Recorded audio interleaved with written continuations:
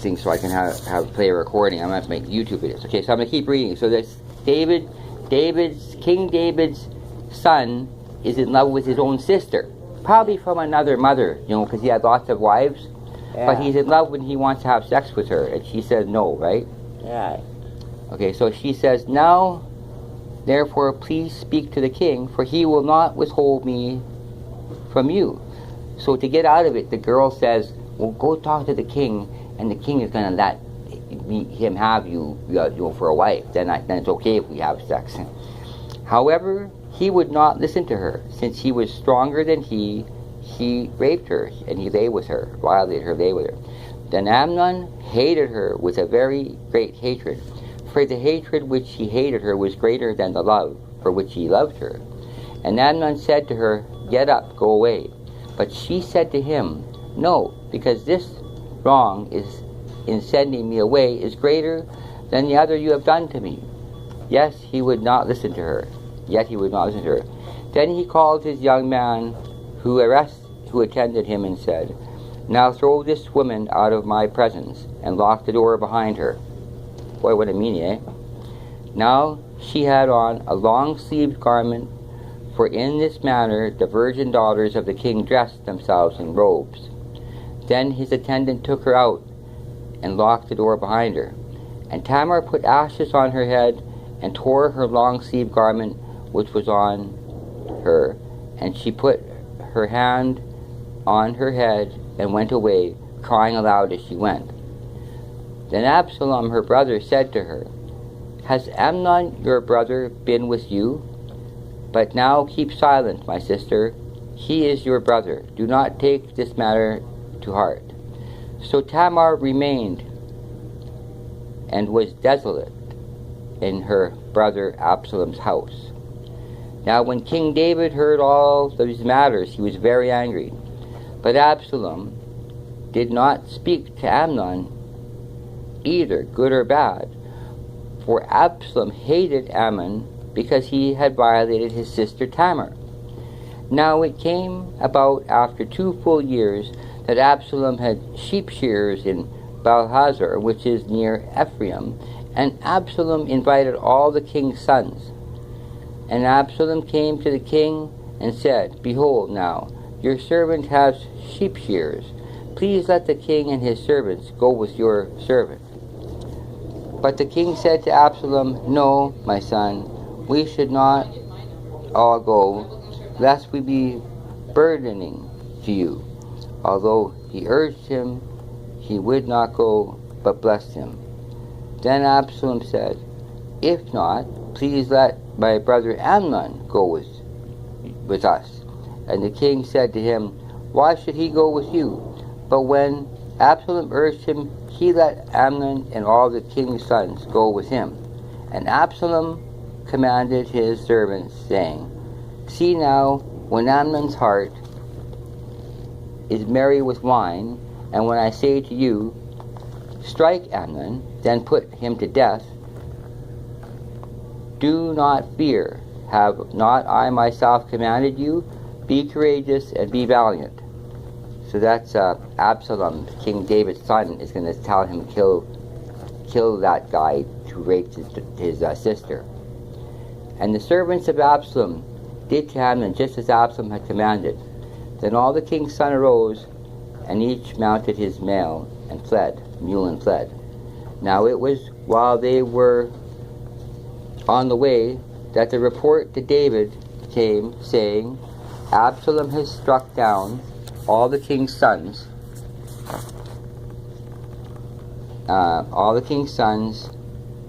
and not one of them is left. Then the king arose, tore his clothes, and lay on the ground, and all his servants were standing by with clothes torn. And Jonadab, the son of Shimeah, David's brother, responded, do not let my lord suppose they have put to death all the young men, the king's sons, for Amnon alone is dead, because by the intent of Absalom this has been determined since the day that he violated his sister Tamar. Now therefore do not let my lord the king take the report to heart, namely, all the king's sons are dead, for only Amnon is dead. Now therefore do not let my lord the king take my report to heart. Only Amnon is dead. Now Absalom had fled, and the young man who was the watchman raised his eyes and looked, and behold, many people were coming from the road behind him to the side of the mountain. And Jonadab said to the king, Behold, the king's sons have come, according to your servant's word. So it happened. And it came about, as soon as he had finished speaking, that behold, the king's sons came, and lifted their voices and wept, and also the king and his servants wept very bitterly. Now Absalom fled and went to Tamai, the son of Arminahud, the king of Gushan, and David mourned for his son every day. So Absalom had fled and gone to Geshur, and was there 3 years.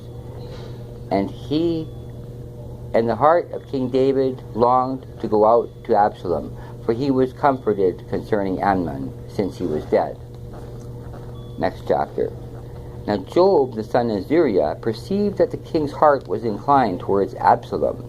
So Joab sent to Tekoa, and brought a wise woman from there, and said to her, Please pretend to be a mourner, and put on yourself and anoint yourself with oil, like a woman who has been mourning for the dead many days. Then go to the king and speak to him in this manner. So Joab put the words in her mouth. Now when the woman of Tekoa spoke to the king, she fell to her face to the ground, and prostrated herself, and said, Help, O king. And the king said to her, What is your trouble? And she answered, Truly, I am a widow, and my husband is dead. And your maidservant had 2 sons, but 2 of them struggled together in the field, and there was no one to separate them. So one struck the other and killed him. Now, behold, the whole family has risen against you, your maidservant, and they say, Hand over the one who struck his brother, that we may put him to death, for the life of his brother whom he killed, and destroy that which is left, so as to leave my husband neither name nor remnant on the face of the earth. Then the king said to the woman, Go to your house, and I will give orders concerning you. And the woman of Tekoa said to the king, O my lord the king, the iniquity is on me and my father's house, but the king and his throne are guiltless. So the king said, Whoever speaks to you, bring him to me, and he will not touch you anymore. So the king said, No. Then she said, Please let the king remember the Lord your God, so that the avenger of blood may not continue to destroy, lest they destroy my son. And he said, As the Lord lives, not one hair of your son shall fall to the ground. Then the woman said, Please let your maidservant speak a word to my lord the king. And he said, Speak. And the woman said, Why then have you planned such a thing against the people of God? For in speaking this word, the king, it is the one who is guilty, in that the king does not bring back his banished one. For we shall surely die, and are the water spilled on the ground, which cannot be gathered up again. There's very small words from it. I can hardly see the pages. It's a good story, so I can hardly see the pages here. Okay, now, the reason I have come to speak this word to my lord is because the people have made me afraid. So your maidservant said, Let me now speak to the king. Perhaps the king will perform the request of his maidservant. For the king will hear and deliver his maidservant from the hand of the man who would destroy both me and my son, sent from the inheritance of God. Then your maidservant said, Please let the word of my lord the king be comforting, for as the angel of God, so is my lord the king to discern good and evil. And may the Lord your God be with you. Then the king answered and said to the woman, Please do not hide anything from me that I am about to ask you. And the woman said, Let my lord the king please speak. So the king said, "Is the hand of Job with you all day, in all this?" And the woman answered, and the king, "No one can turn to the right or to the left from anything that my lord the king has spoken. Indeed, it was your servant Job who commanded me, and it was he who put all these words in the mouth of your maidservant, in order to change the appearance of the thing your servant Job has done with this thing. But my Lord is wise, like the wisdom of the angel of God, to know all that is in the earth." Then the king said to Job, "Behold, I will surely do this thing before. Therefore bring back the young man Absalom." And Job fell on his face to the ground, prostrated himself, and blessed the king, and said, "Today your servant knows that I have found favor in your sight, O my lord the king, in that the king has performed the request of thy servant." So Job arose and went to Geshur, and brought Absalom to Jerusalem. However, the king said, "Let him turn to his own house, and let him not see my face." So Absalom turned to his own house, and did not see the king's face. Now in all Israel was no one as handsome as Absalom, so highly praised. There was no defect in him. And when he cut the hair of his head, and it was at the end of every year that he cut it, for it was heavy on him, so he cut it, he weighed the hair on his head at 200 shekels by the king's weight. And to Absalom there were born 3 sons, one daughter whose name was Tamar. She was a woman of beautiful appearance. Now Absalom lived 2 full years in Jerusalem, and did not see the king's face. Then Absalom sent for Job to send him. So she sent again a second time, but no help would come. But he would not come. Therefore he said to his servants, "See, Job's field is next to mine, and he has barley there. Go and set it on fire." So Absalom's servants set the field on fire. Then Job arose, came to Absalom in the house, and said to him, "Why have your servants set my field on fire?" And Absalom answered Job, "Behold, I sent for you, saying, Come here, that I may send you to the king. Why, for me is he still at my house? Thou therefore is not me the thing's case that there is iniquity in me, let him put me to death, if there is iniquity." So Job came to the king, said him, and called for Absalom. Thus he came to the king, and prostrated himself, and his face to the ground before the king, and the king kissed Absalom. Well, that whole story is about the amazing stuff going on in the king's palace, eh? In the king's palace in that time, King David's palace. His sons and daughters are fighting and arguing with each other, and they're even having sex with each other, some of them. Maybe it's not the same mother. Maybe not the same mother, but one of King David's sons and daughters. Did you read that? Were you following that, Mama? Were you following that story at all? A little bit? Yeah. Not that easy to follow, No. because I can't read it very clearly. But anyway, that's King David. That's in the Bible story. Pretty interesting. And I can't read anymore because my eyes can't see the words very good on that page. I wish I could, because you were trying to listen, eh? Yeah. So you know what's going on yet, Mama? Or are you out of it still today? Not today yet. No, I don't know what's going on now. Okay, well, I'm visiting you, just passing the time here, because we got nothing else to do. Yeah. Because we're in a boring nursing home. Yeah. Okay, and it's Saturday, July 5th, 14th. They're having a fundraiser for Jay, because he has Alzheimer's disease. Gee. Yeah, Jay and Benita. Yeah. They're going to have a fundraiser for him. They're raising some money for him to have some more comfort or something, because I guess he's not going to live very long or something. I'm not sure. Nobody tells me nothing, right? Right. And because they think I don't care or whatever. Maybe I don't care because I'm more worried about you these days. Yeah. But I don't know why they're worrying about Jay, but he does have Alzheimer's, and it's going to affect him and Benita quite a bit.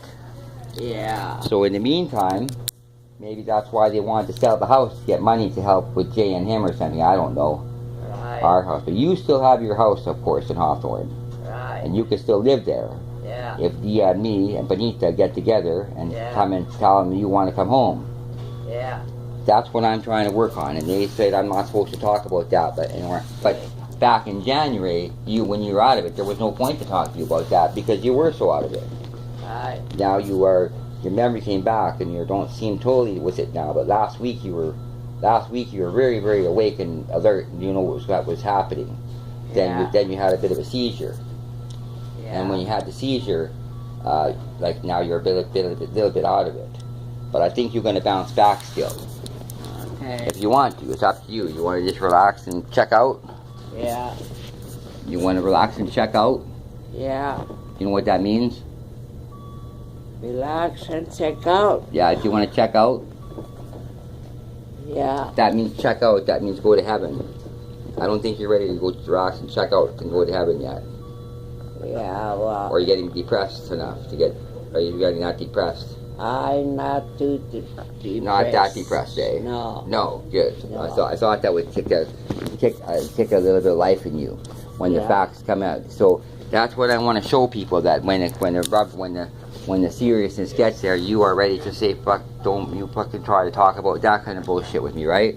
Right. Because that's what everybody, just to let you know, that is what I'm going to be showing people. Because everybody thinks that you're ready just to check out. Right. And that's bullshit. But and absolutely, I want to make sure that Yeah.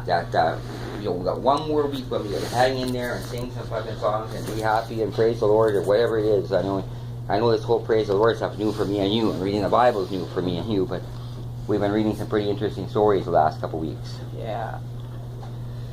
I talk a lot. But if I be too quiet these days, you're forgetting I'm here. That's why I talk so much. Well, I don't know. That's funny. And I'm making a video recording. I'm making a video recording of all of our visits now. Yeah. Whole time that we're visiting. When I'm reading the Bible and everything, I'm video recording us. In case you say something interesting. Or tell a funny joke. Oh.